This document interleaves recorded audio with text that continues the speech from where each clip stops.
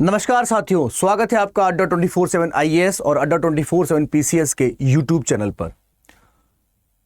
आज मैं बोल सकता हूं कि आंख खोलने वाली या आपको चौंकाने वाली न्यूज जो है, या मैं बोल सकता हूं एक रिपोर्ट जो है, वो मैं आपके सामने यहां पर प्रस्तुत करने के लिए उपस्थित हूं। आज मैं आपसे बात करने वाला हूं हिंदुओं के बारे में। रुकिए जरा, घबराइए नहीं। ये कोई धर्मनिरपेक्ष वीडियो नहीं है, ये किसी सांप्रदायिक हिंसा को भड़काने के लिए वीडियो नहीं है। यहां पर मैं सिर्फ और सिर्फ आपसे बात करने वाला हूं किसी देश में, उस देश के निवासियों के जो हालात हैं उनके बारे में यहां पर आज मैं आपसे बात करने वाला हूं। जी हां, आज मैं आपसे बात करने वाला हूं उस देश के बारे में जिसका मैं बोल सकता हूं निर्माण जो है वो 14 अगस्त 1947 को हुआ था। एक ऐसा देश जो हमारे भारत से, हिंदुस्तान से अलग होकर बना था और जिसका नाम था पाकिस्तान। 14 अगस्त 1947 को जब पाकिस्तान का निर्माण हुआ, उससे पहले विभाजन की जो आग थी वो दोनों ही देशों में फैल चुकी थी और कई लोग अपने प्राणों का बलिदान, अपने प्राणों की आहुति जो थे वो दे चुके थे। और इसमें मुझे ऐसा लगता है कि आप में से कोई भी अनअवेयर नहीं होगा। वो हालात आज भी हमारी आंखों को नम कर देते हैं। जिस तरीके से जो रेलगाड़ियां, जिस तरीके से जो ट्रेन दोनों देशों के बीच चल रही थी और वहां पर बैठते तो व्यक्ति थे लेकिन पहुंचती वहां पर लाशें थी जहां उनकी मंजिल होती थी। तो उसी से कुछ संबंधित आज खबर जो है, कुछ रिपोर्ट जो है वो मैं आपके सामने यहां पर प्रस्तुत करने के लिए उपस्थित हूं। सबसे पहले अगर मैं आपसे बात करूं यहां पर इस थंबनेल के बारे में, तो यहां पर आप पढ़ रहे हैं कि वह दिन दूर नहीं जब वहां पर एक भी हिंदू नहीं बचेगा।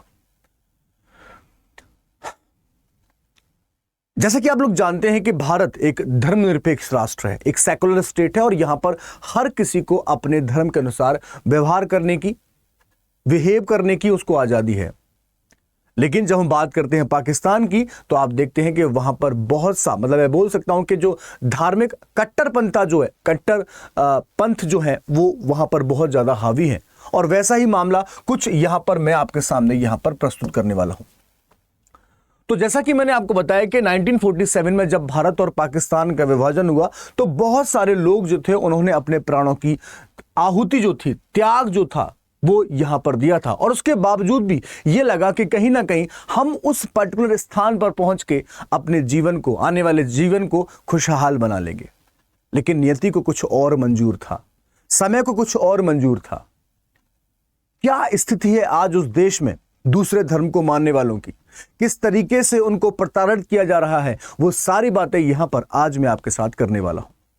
सबसे पहले तो मैं आपके सामने यहां पर एक रिपोर्ट प्रस्तुत करता हूं और वो रिपोर्ट ये कहती है कि अब पाकिस्तान का एक पर्टिकुलर हिस्सा ऐसा कुछ हो जाएगा कि जब वहां पर एक भी हिंदू नहीं बचेगा। अगर हम भारत की बात करें तो आजादी के समय यहां पर जो हमारे मुस्लिम भाई बहन थे उनकी आबादी बहुत कम थी। लेकिन साल दर साल आप देखते हैं कि लगभग 20% के आसपास, 22% के आसपास हमारे पास में अब मुस्लिम आबादी है। वहीं अगर हम बात करें पाकिस्तान की, तो पाकिस्तान में साल दर साल डिक्लाइन जो है, यानी कि कमी जो है, वो यहां पर हिंदू लोगों की देखी जा रही है। और इसीलिए ये रिपोर्ट स्पेशली आप लोग देखते हैं कि सिंध प्रांत में जो भी यहां पर ज्यादतियां हुई हैं हिंदुओं के साथ में, उसके लिए मैं आपके सामने यहां पर लेके आया हूं। सबसे पहले इस आंकड़े को आप देखें कि जब 1931 की बात करते हैं तो 15%, 1941 में हमारे पास में है 14%, उसके बाद 51 में 1.3, 61 में 1.4, 81 में 1.5 और उसके बाद में 1998 में 1.6। यानी कि जो रेट है वो थोड़ा सा अप एंड डाउन, लेकिन यहां से जब आप देखते हैं तो किस तरीके से वो डिक्लाइन होती है, इस बात का अंदाजा आप यहां पर लगा सकते हैं। और एक दूसरा स्पेशल पॉइंट मैं आपके सामने दे रहा हूं, ये वही रीजन है, सिंध प्रांत आपने नाम सुना होगा, है ना। बलूचिस्तान के लोग आज भी अपनी आजादी की मांग कर रहे हैं। तो इस पूरे पाकिस्तान में अगर आप देखें तो इतने हमारे पास में जो माइनॉरिटीज हैं, अल्पसंख्यक जो हैं, वो इस प्रकार हमको यहां पर देखने को मिलते हैं। पंजाब, सिंध, खैबर पख्तूनस, ठीक है, बलूचिस्तान, इस्लामाबाद कैपिटल टेरिटरी, इतना परसेंट आपके पास में वहां पर आप लोग यहां पर देख सकते हैं। और स्पेशली कुछ ऐसे रीजन है जहां पर हिंदू जो है वो अधिक मात्रा में देखने को मिलते हैं, जैसे कि उमरकोट हो गया, थामरपार हो गया, मीरपुर हो गया, टंडो अलिहार डिस्ट्रिक्ट हो गया, ठीक है, ऐसे बहुत सारे डिस्ट्रिक्ट हैं जहां पर हिंदू जो है वो निवास करते हैं। लेकिन आप यहां पर देख रहे हैं कि किस तरीके से इस पूरे मैप में जो आबादी है वो यहां पर बताई जा रही है। लेकिन सवाल यह है कि चलिए ठीक है, मैंने मान लिया कि हिंदुओं की जो आबादी है कम है, लेकिन सवाल यह है, क्वेश्चन ये उठता है कि फिर ये डिक्लाइन क्यों हो रहा है, कम आबादी क्यों हो रही है? तो ये इसको देखने के लिए आप मेरे साथ में जरा यहां पर गौर कीजिए। इस बोर्ड पे लिखा हुआ है stop forced conversion of Hindu girls, यानी कि जो जबरदस्ती आप धर्मांतरण करा रहे हैं उसको रोकिए। ऐसी खबर यहां पर आई है कि ये लोग यहां पर मुस्लिमों की आबादी को रोकने के लिए बहुत ही क्रूर तरीके से वहां पर व्यवहार जो है अपना कर रहे हैं, जिसमें सबसे पहले किया जाता है यहां पर जबरदस्ती धर्मांतरण, यानी कि जो हिंदू धर्म की लड़कियां हैं उनको जबरदस्ती इस्लाम जो है वो कबूल करवाया जाता है किसी दूसरे मुस्लिम युवक के साथ में विवाह करवा के। पहला पॉइंट। दूसरा महत्वपूर्ण पॉइंट, अभी हाल ही में एक रिपोर्ट आती है सिंध प्रांत से, वहां पर 30 महिलाओं और बच्चों को बंधक बना लिया गया, उनका अपहरण कर लिया, और ये वहां के अल्पसंख्यक मंत्री जो हैं वो ये कहते हैं वहां के डाकैतों से, वहां के दस्युओं से कि भाई आप जो हिंदू वर्ग के लोग हैं उनको प्रताड़ित करना बंद कर दें, कृपया उनको प्रताड़ित ना करें। किसी देश का अल्पसंख्यक मंत्री जो है वो ये बयान देता है उन लोगों को जिन्होंने यहां पर उन हिंदू बच्चों को और महिलाओं को और लड़कियों को अपहरण किया उनका। तो ये क्या एक चिंता का विषय नहीं है? दूसरा महत्वपूर्ण पॉइंट। तीसरी इंपॉर्टेंट बात कि आप तब तक जिंदा है ना जब आप किसी धर्म को मानते हैं।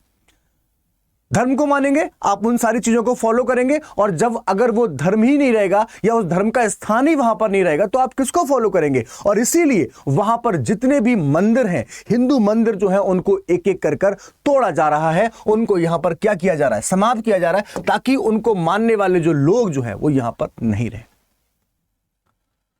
पाकिस्तान की जो हिंदू आबादी है वो आज भी इस बात की मांग कर रही है कि भाई हम भी यहां पर रह रहे हैं, हमारे भी ह्यूमन राइट्स हैं, हम मानव हैं और हमारे क्या है यहां पर मानव अधिकार है, हमको भी हमारे मूल अधिकार जो है वो यहां पर चाहिए। लेकिन उसके बावजूद पाकिस्तान सरकार के कानों पर जूं तक नहीं रेंग रहा है। मैं ये नहीं कह रहा हूं कि उस देश की नीतियां खराब है, लेकिन सवाल यह है कि आप कट्टरता के इतना बड़ा लिबास ओढ़े हैं, कट्टरता की पट्टी से अपनी आंखों को इस तरीके से बांध लिया है कि आपके देश की जो जनता है, आपके देश के जो लोग हैं, आपको उनकी फिक्र ही नहीं है, वो किस तरीके से अपना जीवन यापन कर रहे हैं। अगर हम भारत की बात करें तो इस भारत में हम किसी भी धर्म को मानने वाले हो, हंस मिलकर, मजहब नहीं सिखाता हमको आपस में बैर रखना, हिंदू है हम, वतन है हिंदुस्तान हमारा। रघुपति राघव राजा राम, पतित पावन सीताराम, ईश्वर अल्लाह तेरो नाम, सबको सन्मति दे भगवान। हम उस संस्कृति के लोग हैं भाई।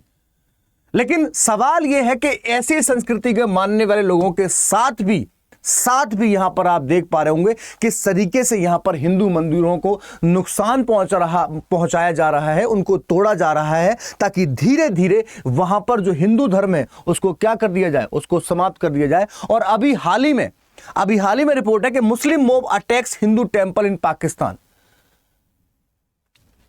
इस तरीके से मतलब एक भीड़ ने वहां पर जो हिंदू मंदिर था उस पर हमला किया, उस पर आक्रमण किया, उस पर अटैक किया। अब आप सोच सकते हैं कि क्या लोग वहां पर अब ऐसे धर्म को मानेंगे जब उनको मानने वालों को वहां पर प्रताड़ित किया जाता हो, उनको मारा जाता हो, उनका अपहरण किया जाता हो? नहीं, मेरा जवाब यहां पर होगा नहीं, और आप भी अगर रहेंगे तो नहीं। ऑब्वियस सी बात है। क्यों जबरदस्ती या मजबूरीवश? यार कोई व्यक्ति गरीब है और इस भूख से बड़ा कोई धर्म इस देश में, इस दुनिया में नहीं है। मैंने 4 दिन से अगर खाना नहीं खाया है और अगर आप मुझसे कह रहे हैं कि मैं आपको भरपेट खाना दूंगा और आप इस धर्म को स्वीकार कर लीजिए, मुझे कोई बुराई नहीं है। भूख से बड़ा कोई धर्म नहीं है। छोटे छोटे बच्चे होते हैं परिवार में, तो ये मामला मैं आपके सामने लेके आया हूं, एक बहुत ही चिंताजनक विषय जो है, इसको आप लोग यहां पर ध्यान रखें और आपकी जो प्रतिक्रिया है उसको बाकायदा यहां पर मुझे कमेंट के माध्यम से बताएं कि क्या इस तरीके से, क्या अब ये मामला जो है वो अंतरराष्ट्रीय स्तर पर नहीं पहुंचना चाहिए? क्या इसकी मांग नहीं होनी चाहिए कि पाकिस्तान में होने वाले जो अत्याचार हिंदुओं पर, उनको अब रोका जाना चाहिए, उनको भी अपने धर्म के अनुसार फलना और फूलना चाहिए?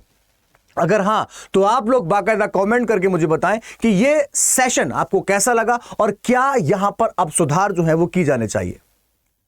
नमस्कार दोस्तों, एक बार फिर मेरा नाम दीपेश कौशिक है और मैं मिलूंगा आपसे फिर एक नए सेशन में। तब तक लहेंगी से मच। भारत माता की जय।